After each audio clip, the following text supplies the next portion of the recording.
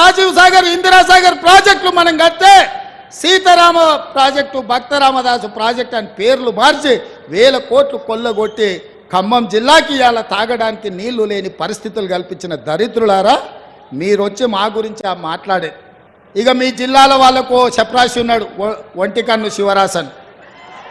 ఒంటికన్ను శివరాసన్ ఎవరో తెలుసు కదా మీ జిల్లాలో. మరి ఇప్పుడు ఆయన ఏడున్నాడు, అంతకుముందు నీలిగిండు, మన వాళ్ళ మీద కేసులు పెట్టిండు ఇవాళ. అందుకే మిత్రులారా మీరు ఆలోచన చేయండి.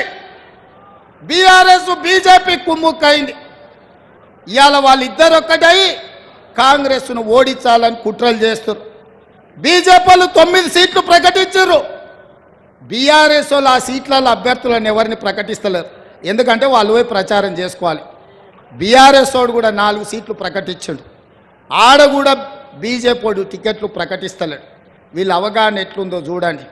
ఎందుకే నామనాగేశ్వరరావుకి టికెట్ ఇవ్వవా? ఖమ్మం జిల్లాలో ఎందుకు ప్రకటించలేదు? ఎందుకు ప్రకటించలే?